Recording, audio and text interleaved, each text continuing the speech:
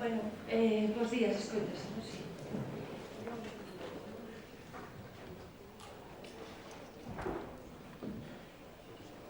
Bos días.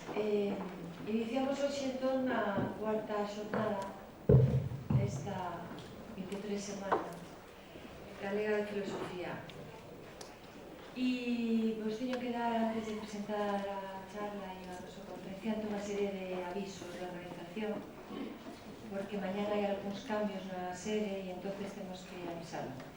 Mañá pola mañá, aquí se está ocupado porque é pleno do Concello de Pontevedra, e entón temos que marchar só pola mañá á Facultade de Belas Artes.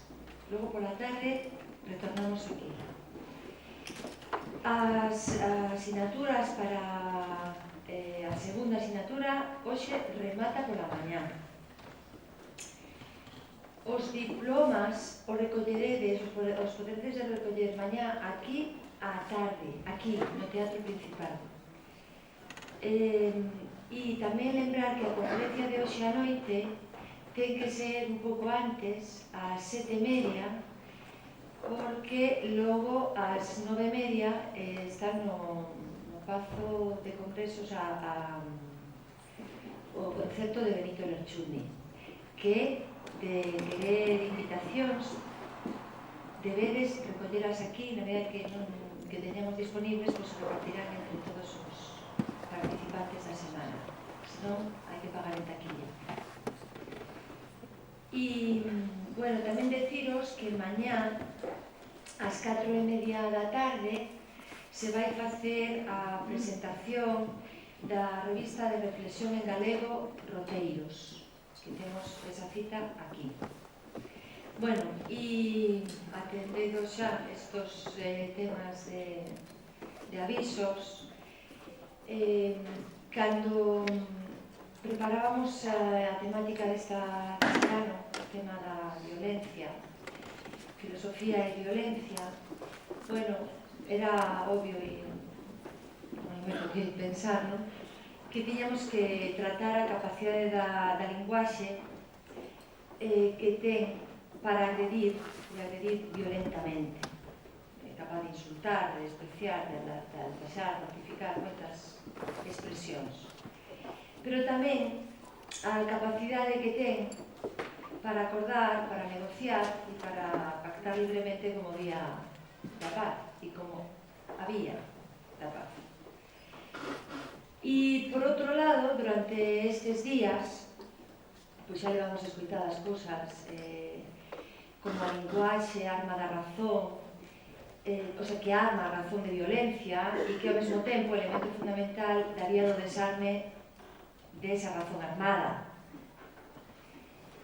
Tamén escoitábamos a Pérez Esquivel falar da necesidade de escoitar, de calar, de deixar decir, de deixar expresar diferentes visións da realidade cando necesitamos acordar, ratificar e, en definitiva, cando necesitamos avanzar hacia esa terra sen males que nos recordaba do indio guaraní. Bueno, en toda esa reflexión, pois tamén quedaba pendiente entón falar dese escoitar que é o silencio. E que pode servir da mesma maneira para agredir violentamente, en tanto menosprecio, ignorar e invisibilizar, pero que era tamén había, nos decía o Premio Nobel, de avanzar.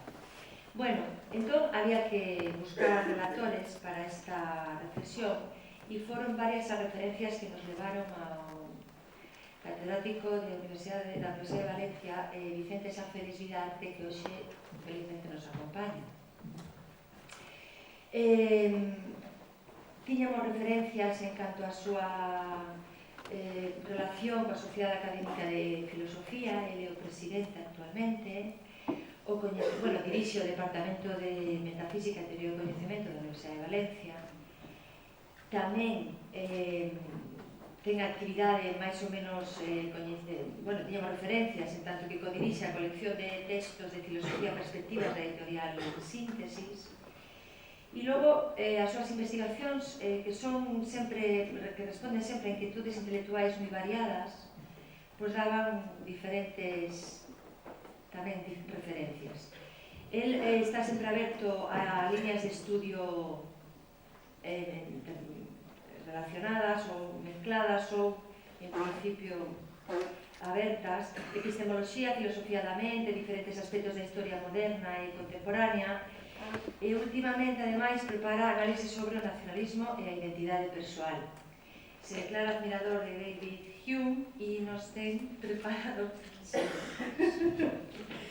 e últimamente no ano 2004 tedes no dossier a primeira edición bilingüe crítica anotada con comentarios de investigación sobre o entendemento humano que se publica en Istmo e del. Bueno, ten textos sobre a filosofía de mente e coñecemento, o resumen que tedes no dossier pode ser informativo, non? E, bueno, e lle dou a palabra a eso. Gracias.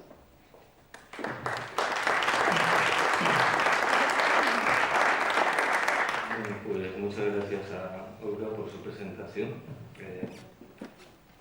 Me siento como los actores encima de este escenario, cegado por unas luces que no me permiten verles a ustedes, les adivino. Y pues yo diría, haciendo referencia a la presentación que ha hecho Olga, que creo que lo que me caracteriza es una gran osadía para meterme en líos, y uno de ellos es este del que les voy a hablar.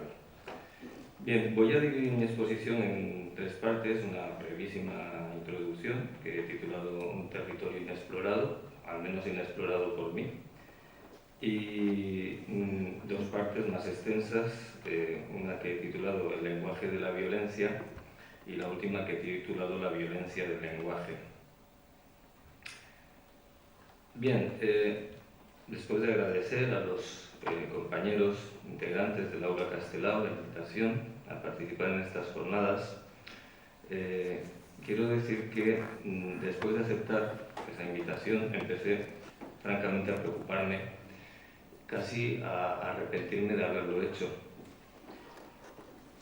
Y la razón de ello, de mi casi arrepentimiento, no era solo que Valencia pilla lejísimos de Pontevedra y que además en Valencia estamos de vacaciones y no soy yo especialmente adicto al trabajo, sino sobre todo que me di cuenta de que lo que me había llevado a aceptar esta invitación era más el interés que para mí tenía el tema que lo que yo supiera del mismo. Esa preocupación se tornó casi en pánico cuando, después de una rápida búsqueda bibliográfica, descubrí que la relación entre violencia y lenguaje era un tema bastante tratado, sí, pero en el campo de la crítica literaria, sobre todo de la centrada en la novelística hispanoamericana. Y claro, yo se suponía que tenía que hablar desde la perspectiva filosófica. Y la verdad es que los filósofos, cuando se han preocupado de la violencia, han solido hacerlo desde la perspectiva de la filosofía del derecho, o de la política, o de la historia, o de la ética, pero no tanto desde la perspectiva de la filosofía del lenguaje. De modo que me encontraba perdido en lo que se me antojaba un territorio de problemas inmenso y sin disponer siquiera de un humilde mapa que pudiera orientarme sobre cómo transitarlo. A lo sumo, y echando mano de mi memoria filosófica, se me ocurría que de todo de lo que podía disponer era de pequeñas observaciones dispersas en las obras de diferentes autores, de diferentes épocas, que de alguna manera podrían tener que ver con la cuestión. Si quería un mapa, tenía que trazarlo yo, sirviéndome a lo sumo de los apuntes que otros viajeros, por seguir con la metáfora, que pasaron por esos tópicos, tópico de la violencia y del lenguaje, casi por casualidad, pudieran proporcionarme. Así que lo que a continuación les voy a ofrecer es mi mapa. Bien, el lenguaje de la violencia es el primer apartado, propiamente dicho. Lo mejor para no perderse será empezar por tomar un punto de referencia seguro, tan evidente que difícilmente podríamos obviarlo. Tal obviedad es, a mi entender, que el lenguaje puede llegar a ser violento.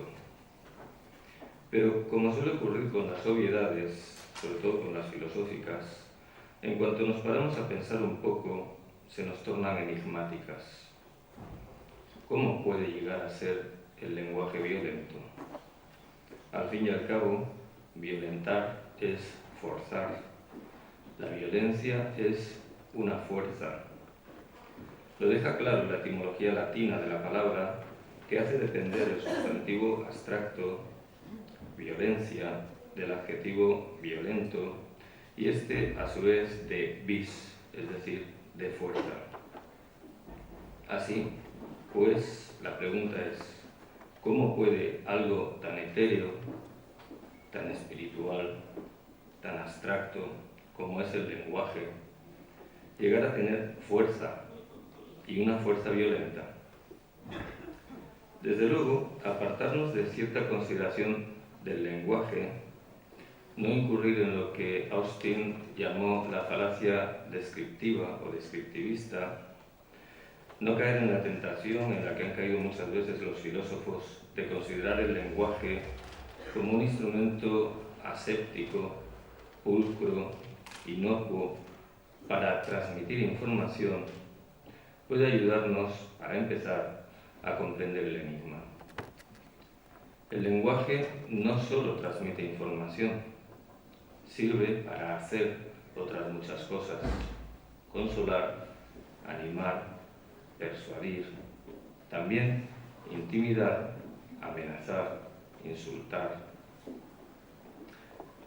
Un mismo contenido proposicional, pongamos por ejemplo la puerta cerrada, puede venir inscrito en lo que Austin denominó muy diferentes, atención a la palabra de Austin, que por cierto se retrotrae a Frege, puede venir inscrito en muy diferentes fuerzas ilocucionarias y en consecuencia producir muy diferentes efectos perlocucionarios. Estará la jerga austiniana. Podemos preguntar si la puerta está cerrada y con un poco de suerte produciremos en nuestro interlocutor la conducta de suministrarnos una información. O podemos dar la orden de que se cierre la puerta y con un poco más de suerte, teniendo en cuenta cómo está el mundo y lo poco que se respeta ya la jerarquía, a lo mejor alguien nos obedece y la puerta anteriormente abierta se cierra. Podríamos decir que el lenguaje es una realidad dotada de fuerza. La fuerza que, inspirándonos en el filósofo oxoniense, podríamos llamar ilocucionaria y perlocucionaria. La fuerza, merced a la cual, con el lenguaje, podemos hacer cosas y hacer que se hagan cosas. Y algunas de esas cosas son violentas. Pero, a decir verdad, no sé si esto no es repetir de otra manera la evidencia de la que partíamos. Realmente, después de estas consideraciones, ¿resulta más clara la respuesta a nuestra pregunta? ¿Cómo puede algo tan etéreo, tan espiritual, tan abstracto como es el lenguaje llegar a tener fuerza, se le califique de ilocucionaria o perlocucionaria y en algunos casos incluso una fuerza violenta? Quizás en este punto traer a colación un texto de Marx, a mi entender ese grandísimo filósofo, hoy casi olvidado, nos permita ir más lejos de allí donde podríamos llegar si permaneciéramos instalados en la fenomenología austiniana, que como todas las fenomenologías se mueve antes a un nivel descriptivo que etiológico. Nos proporciona más una descripción ordenada de los fenómenos, lo que desde luego no es de despreciar, que una indicación acerca de las posibles causas de esos fenómenos. El texto de Marx al que aludo se encuentra en la ideología alemana y dice así: solamente ahora, dice Marx, caemos en la cuenta de que el hombre tiene también conciencia, pero tampoco esta es de antemano una conciencia pura. El espíritu nace ya tarado con la maldición de estar preñado de materia, que aquí se manifiesta bajo la forma de capas de aire en movimiento, de sonidos, en una palabra, bajo la forma de lenguaje. Marx nos recuerda algo que de tan evidente casi siempre nos pasa desapercibido, a saber, que el lenguaje es él mismo una realidad material, física, como dice, capas de aire en movimiento. Así, el lenguaje, tan espiritual es, puede llegar a tener fuerza, porque está hecho de la misma pasta que todas las fuerzas, a saber, de masa, aunque sea de algo tan espiritual como es el aire, y de movimiento. Movemos el aire con el aire que expulsamos desde nuestros pulmones a través de nuestro sistema de fonación. Y a veces lo movemos con tal intensidad, con tal fuerza, con tal violencia, aquí está, que gritamos. Y el grito puede asustar, intimidar, paralizar. Desde luego, no es esta una posibilidad que solo tenga la raza humana. La compartimos con otros muchos animales. También ellos pueden gritar para intentar defenderse de un agresor o, justamente al contrario, para intentar hacer más eficaz su plan de agresión. El grito es una expresión emotiva cuya funcionalidad adaptativa no es difícil de comprender. Si la ley de Haeckel tuviera algún viso de verosimilitud, y alguno a mi entender tiene, si la ontogenia reprodujera la filogenia, podríamos concluir que estamos ante el fenómeno más original en el que se basa la posible violencia del lenguaje: el tono con que puede modularse. Si a un bebé le gritamos, llorará, aunque lo que le gritemos sea «qué guapo eres». Si le hablamos dulcemente, sonreirá, aunque lo que le susurremos sea «qué horrible eres». Estamos aquí ante una dimensión del lenguaje, su pura dimensión tónica, por cierto, yo creo que muy olvidada por los filósofos, que le habilita de una manera congénita y presimbólica para ser un instrumento al servicio de la violencia.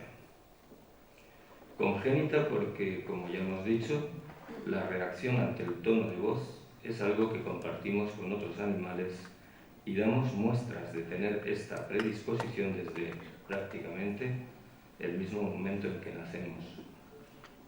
Presimbólica porque, como nuestro ejemplo viene a mostrar, la dimensión semántica de lo transmitido es absolutamente irrelevante.